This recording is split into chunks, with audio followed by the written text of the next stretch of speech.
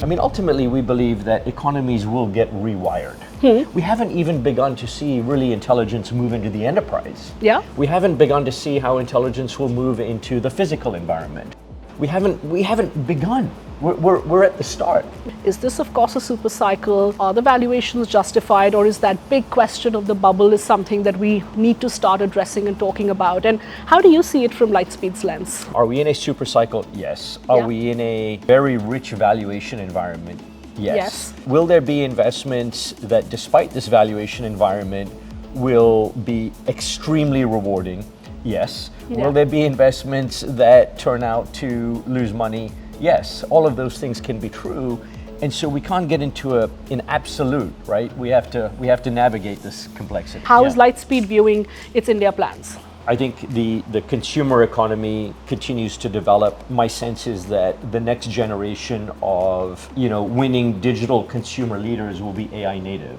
So this is something that I think is different than what we see in the US. I think it's a big opportunity. What is your sense of how the India AI story is evolving? And why is Lightspeed still very excited about India is we say, okay, well now you have this profound change, and again, this cheap, abundant intelligence that is going to be available to a country like India, correct, with the entrepreneurial energy that we know India has. If you ask me, it is inevitable that the country will be changed by it. Now, if you say, but how and in what time frame, I don't have answers to all of that. Well, I have to ask you that one question about the VC industry that you represent. And do you think some of the developments over the last few years have fundamentally changed venture capital? Today, we have venture-backed companies that are private, that are worth close to $1 trillion. The successful companies are worth more than anyone imagined. Yeah. And they are raising more capital in the private markets than anyone had thought. The surface area has expanded massively, both in terms of where technology is going and in terms of the value that technology is creating. Yeah. Our industry serves that economy. So it's wildly different.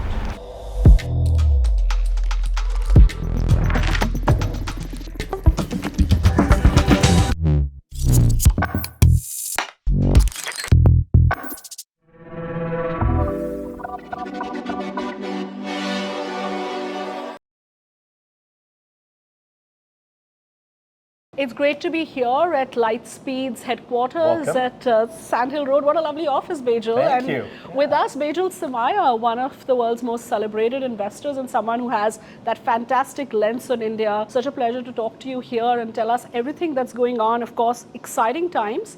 We have what you describe as the intelligence economy. How different is it to be investing in the intelligence economy versus, say, maybe the software economy? Yeah, well, look, we're on the verge of something entirely new, right? Which is cheap, abundant intelligence. In that sense, we're limited really only by our imagination. Right, None of us really know exactly what this intelligence economy has in store for us. But the way I think about it and the way at Lightspeed we think about it is if the internet was a democratizing force, right? Because all of a sudden now, anyone, it didn't matter what your place in life was, but you were now connected to your economy and to a global economy. If you think in the context of India, you had people that prior to the internet, they simply inhabited their own physical location. But once they were connected, there was a democratization of access, and they could now, if you're a seller in Jaipur, you could now not just sell to someone else in India, you could sell to anyone in the world. Now, in the same way, intelligence is going to be democratized. Right? And that's quite profound, because if you're someone now with high agency and high intent, well, it doesn't matter where in the world you are, you have access to the same capability, the world-class capability that someone sitting here has.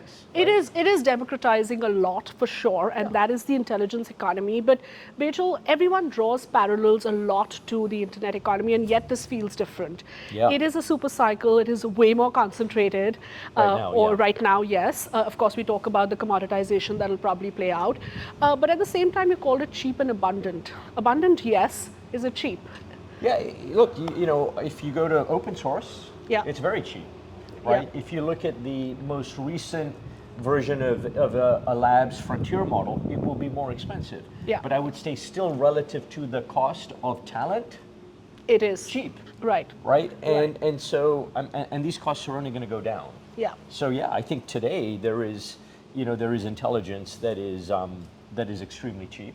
Yeah. And it's, you're going to keep getting more and more capability at a lower price. That's where we're heading. And it is going to get cheaper as will we get move cheaper. along, but it will get more commoditized as well. You're actually investing across the stack, so to say, every layer, and the global portfolio of Lightspeed is fantastic, and you're seeing it from very different vantage points. At the same time, it's very important for us to ask that multi-trillion-dollar question, and let me dive straight in. Everyone wants to know, is this, of course, a super cycle? Are the valuations justified? Or is that big question of the bubble is something that we need to start addressing and talking about? And how do you see it from Lightspeed's lens? Yeah, I think during any periods of innovation, there are hype cycles, Yeah. right? And so, what happens in these cycles, it is that there really is something very real and meaningful, but not every company will succeed. But at that point in time, this rising boat, this rising tide, apparently lifts all boats. Yeah. And so that is the part of these cycles that is difficult, which is we know the technology is real. Yeah. We know the growth in these businesses is real. It's, and we know this is going to be very important. But not every company is going to fulfill the potential that the valuations ascribed to them suggest. Correct. Right? The same thing happened when the internet was getting built out. And so it's sort of interesting. I would describe it as, are we in a super cycle? Yes. Are Yeah. we in a very rich valuation environment? Yes. Yes. Will there be investments that, despite this valuation environment, will be extremely rewarding? Yes. Yeah. Will there be investments that turn out to lose money? Yes. All of those things can be true, and so we can't get into an absolute, right? We have to navigate this complexity. And it's also perhaps a bit of nobody knows right now, and yet you seem to be seeing some patterns of that classic cycle playing out. And at the same time, this cycle is it feeling a bit different? Because you have seen many cycles. You've seen many tech cycles play out. You're talking Yeah. about internet. We've seen the dot-com bubble. But when we're playing in this cycle, is it truly FOMO and lack a bit of the unknown that is playing out in a VC's mind right now, saying, you know what, how can you sit out of this? You cannot. But is it also that underlying feeling that you have as an investor that something's not feeling right? So I will say, let me answer, is this time different? The Yeah. answer is, it's absolutely different. We invested in Anthropic in 2023. Yeah. At that time, the company was at approximately an $80 million revenue run rate. Correct. A year later, at the end of 2024, the company was approaching $1 billion revenue run rate. Correct. At the end of 2025, a year after that, the company was approaching a $10 billion run rate. Yeah. And publicly reported earlier this year, the company crossed $40 billion. Yeah. That is different. This Yeah. has never happened Yeah. before, right? So And it is different in terms of just the scale and speed at which this is happening. Absolutely. I mean, Yeah. it's unprecedented, right? And Yeah. and so, for us, this is not, anything that we're doing is not, I would say there's no element of FOMO. Yeah. It is first principles, right? Yeah. What is happening with this technology? What is happening in the market? Understanding how it can be so disruptive, and then having a forward view of that. Yeah. And some things will get right, some things will get wrong. Yeah. Right? But I will say what is happening here is different. And one of the reasons it's different is that the capability of the technology, it isn't exponential. Yeah. But also that this is coming on top of all the prior technology innovations. And so there is the compounding effect of what has come before, and now you have this technology where the rate of improvement really is something that we can't fully comprehend. Right? Sure, So- and we will see those shortening of cycles, which is a natural, like as you said, that we've seen the benefits of the previous technology cycles, and this is riding on top of that. Yes, I can't speak for others, but for us, we're very grounded in, sort of, okay, what does this mean? And I would say, there's actually surprisingly little FOMO. It's actually, a lot of what we're doing is derived by, it's coming from a real belief Yeah. in the power of this. And if you think about ultimately we believe that economies will get rewired. We haven't even begun to see really intelligence move into the enterprise. Yeah. We haven't begun to see how intelligence will move into the physical environment. Yeah. We haven't begun. We're at the start. Yeah. So to already start talking about whether it's too soon, I think you want to ride it out. You want it. Absolutely. We're at the beginning. Now, again, that doesn't mean everything will work, Yeah. right? The process of innovation is risky. Yeah. And as we've already seen, we're changing our minds about things almost every 90 days because things are changing, the technology is changing.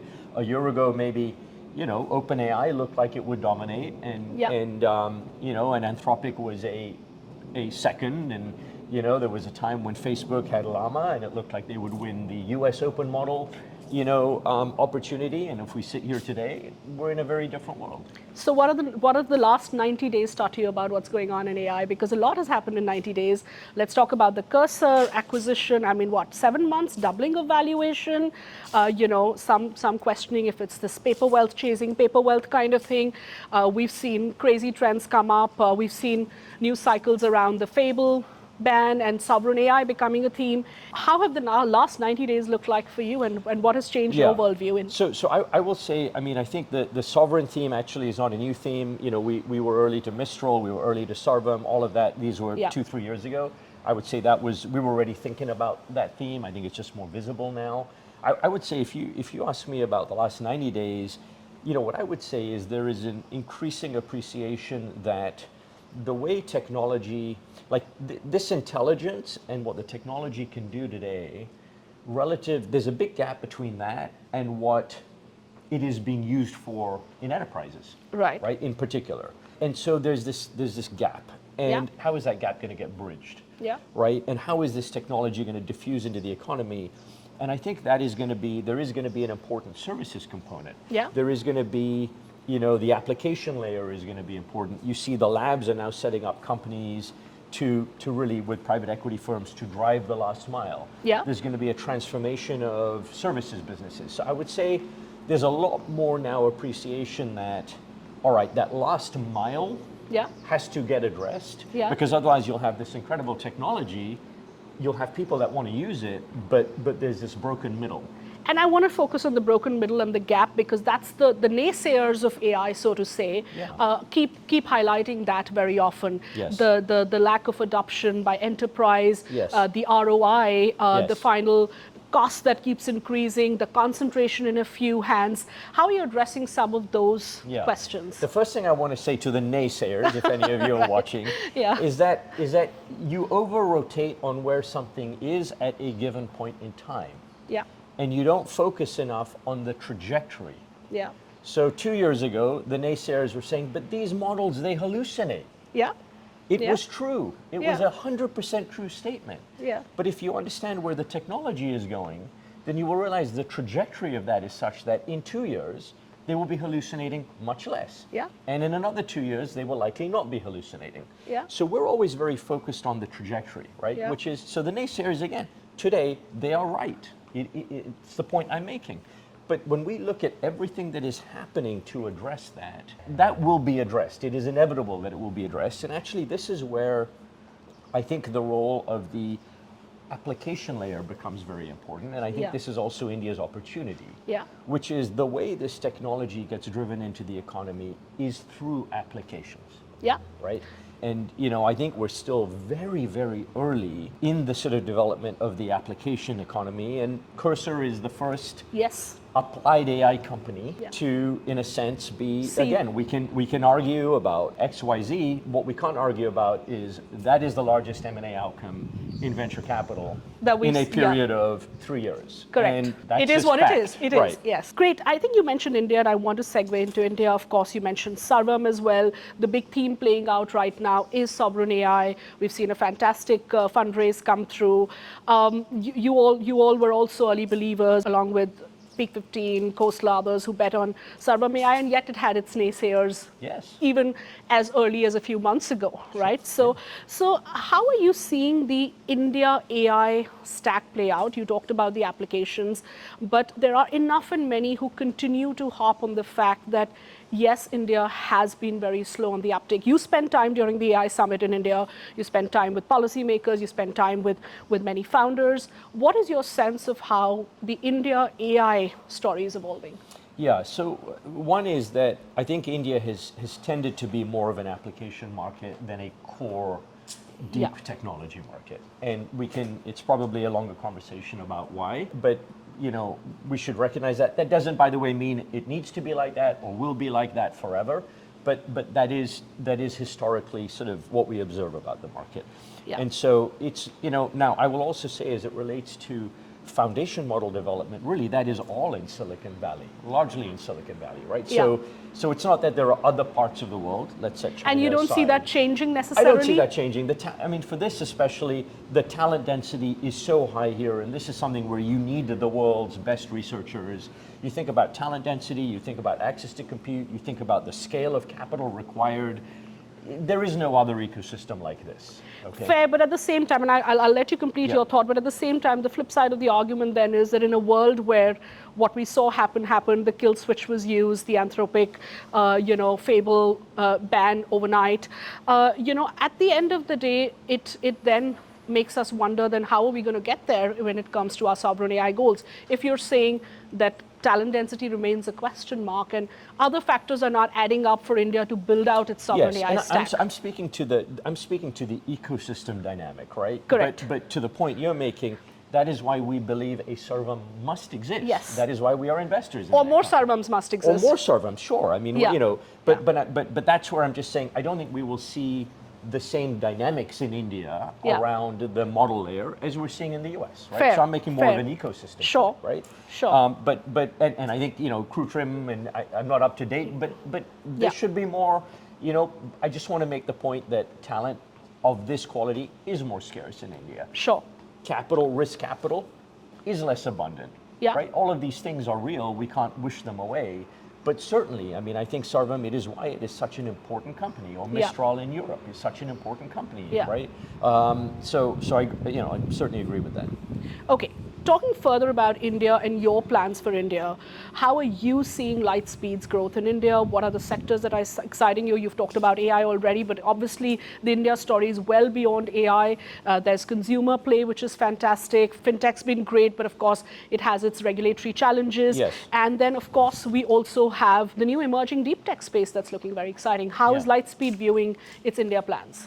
So one is that we're fully focused on, remaining 100% behind technology companies, right? And we're encouraged by what we're seeing in deep tech. We have investments in companies such as Pixel and Airbound, where we've been early, and we're seeing more there. Again, I would love that we would see even more, and you're doing work on this front. Yes, with the government a lot, I think the consumer economy continues to develop. My sense is that the next generation of winning digital consumer leaders will be AI native. So this is something that I think is different than what we see in the US. I think it's a big opportunity, right? But if I was to also sort of, while saying that these areas are interesting, if I was also to express a concern that I have, okay, and therefore a little bit of a call to action as well. Yes. It is that in 2011 to 2014, the entrepreneurial energy that we saw applied to the internet and the rise of the internet in India, it was incredible, right? Every day there was like 5 incredible teams that were folks that were coming out of the IITs, or they were coming out of Bain and McKinsey, and there was this incredible sense of belief and naivety in a good way, because you need to have naivety to go take the plunge, right? Correct. I don't observe that right now in that same level of intensity. And why is the question? You don't know the answer. Know. Yeah, but you feel that when I'm offering the observation, and I think it may be that perhaps folks haven't fully understood how and what they can do with this technology. And again, I come back to where we started this conversation, which is, gosh, you now have world-class intelligence available to you at no cost. What do you want to do? What can you do? So you're slightly disappointed with the lack of entrepreneurial energy in an intelligence economy coming out of India that otherwise has so much vibrancy in its entrepreneurial spirit. And you're seeing what's missing. I'm seeing that, but again, if I look at relative to a year ago, today probably 60-70% of our deal flow is AI native. So again, it comes back to, we care about the trajectory. Correct. Right? And I believe in India, the thing, and I say this to our LPs, which is, look, if you had asked us in 2008 to predict what happened between 2008 and 2018, we would not have been capable of predicting that. Correct. Okay? But what we knew, and the reason Lightspeed was in India, is that the intersection of the digital economy or the internet with a country like India it was inevitable. no-brainer. It was a no-brainer. That value would be created. Yeah. Now, if you had said, but where will the data come from? Yeah. I wouldn't have been able to tell you in 2012 or 2014, Yeah. Geo will launch. Yeah, Right? and we'll see this incredible. So we tend to get very, very constrained by the how. Yeah. And in the same way, I take a step back, and why is Lightspeed still very excited about India is we say, okay, well now you have this profound change, and Yeah. again, this cheap, abundant intelligence that is going to be available Yeah. to a country Yeah. of, like India, Correct. with the entrepreneurial energy that we know India has. If you ask me, it is inevitable Yeah. that the country will be changed by it. Now, if you say, but how and in what time frame, and I don't have answers to all of that. Is it also that the time frame is what is bothering people because the critics would suddenly expect it to have the same The time pace? frame always gets in the way. Yes, yes. It always because- gets in the way of thinking clearly about the inevitable. Yeah. Okay, but if I say to you, Shweta, hey, in 10 years, will education in India be the same that it is today? Yeah. Will healthcare be the same as it is today? The answer is obvious. Will you buy Yeah. travel the same way that you buy it today? Yeah. Absolutely not. I don't think we Yeah. will argue about that. Yeah. But what we will argue about is how, who, Is when. it happening fast enough? Yes. And it's not. And Yes. and I think it's also fair because critics have a role to play because if there are no critics, we don't see that change. So Oh, it's yeah, all right. no, and it's that all- sometimes the noise is helpful because I think the noise is there's, I say there's good friction and there's bad friction. Yeah, Good yeah. friction is where it deepens the dialogue. It Yeah. deepens the conversation. Yeah. Bad friction is where it really is, it's just unproductive. yeah, so I think that the answer I have from you is that yes, you are concerned about a bit of lack of entrepreneurial energy or that deal pipeline that you'd expect from, say, It's less of a concern, it's more of I have seen the energy, so why is it missing now? and I don't want to say it's missing. But it's- why isn't it 5 times more? Yeah, exactly. Right? Because this is not about a deficit. It's Right. about this is such a moment. yeah. Right, and so it's not about it. It's why isn't it 5 times more? Yeah. That's what I want for the country. Yeah, and who knows, we may just see it come up and it is changing, I think. We will. I believe we yes. will. But we all have to do our bit, Yes. right, to enable that to happen and to catalyze it. Correct. I know you have to go, and I want to just start wrapping this up to get a broad sense from you on a message for the government, because as you know, we work very closely with the government. You've been having a lot of active conversations when you visited, and your team continues to. What are few things that the government can get right at this point to be able to accelerate and leverage this transformational technology? Yeah, look, I think the government has generally been so embracing of entrepreneurship, Yeah. right, and of technology and what technology can do, and that mindset, frankly, is more important than anything else. So Correct. I think ultimately it is, all of this it's about animal spirits, Yeah. right? And so if all of us collectively, and the government included, can sort of just have the positive orientation and offer up a vision for what is possible, Yeah. right? And again, not get the entrepreneurs. One thing I've learned about entrepreneurs is they will figure things out that we could never have imagined. Yeah. So we don't need to figure out the how, but let's lay out a vision, right, for what this could mean for our country and for different parts of the economy. Yeah. And then entrepreneurs will go and find the opportunity. We've seen that happen, we'll see it happen again. All right, and overall, a year from now, if we are having the same conversation in this lovely courtyard of yours here in Menlo Park, very hard to say because I think, like you're saying, we're not talking in years or decades now, we're talking in months, and 90 days seems like a long time frame. But what's the sense you're getting about how different next year would look like, both globally as well as for India? Well, look, what I'd say to you is sitting here right now while we're saying all of these things, and it's still the beginning, we have, 2 companies in our portfolio that are AI native that are now worth approximately $1.5 billion, Emergent and Sarva. Correct. And we're sitting here and saying we're still at the beginning and so much more can happen, and why don't entrepreneurs do more? Yeah. So if that is a sign, Yeah. then I would hope that we are sitting, when we're here together a year from now, we will be saying, wow, in each sector of the economy, there's all of this entrepreneurial energy. Yeah. There are these companies growing fast. There will still be critics. There should be. They won't be perfect. Maybe some companies are growing fast, but they're burning money. et cetera, et cetera, et cetera. But are we seeing the momentum? Yeah. Because that's where innovation comes from. Yeah. I truly believe we will be having that conversation a year from now. Right. But let's see. Right, and globally, Bejul, because that's the vantage point that you bring both to the India ecosystem and overall, and you're literally in the midst of it. Yeah, globally, that's difficult. You know, I think we will continue to see the exponential continue. I think we will continue to be surprised by what this technology is capable of doing. I think that we will be much further along in constructively discussing all of the difficult topics that I think we need to confront. And some being regulation, safety. Well, there's regulation. I mean, safety, which obviously was a core. I mean, safety was at the core of, you know, one of the core elements of why we invested in Anthropic in 2023 when we did.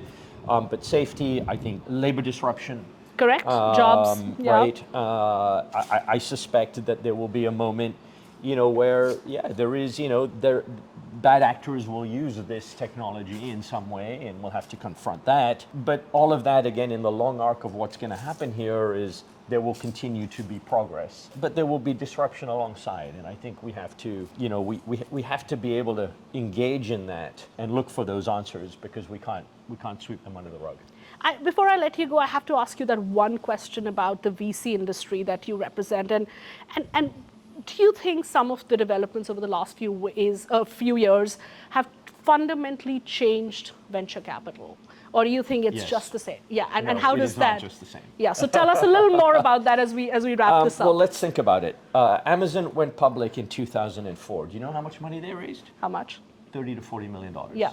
And they went public at a market cap of $400 million. Yeah. Okay. Today we have venture-backed companies that are private that are worth close to $1 trillion. Yeah. So that is how much venture capital has changed. Companies are staying private longer. The successful companies are worth more than anyone imagined. Yeah. And they are raising more capital in the private markets than anyone had thought. Meanwhile, technology is going into more parts of the economy. Yeah. And more economies of the world. Yeah.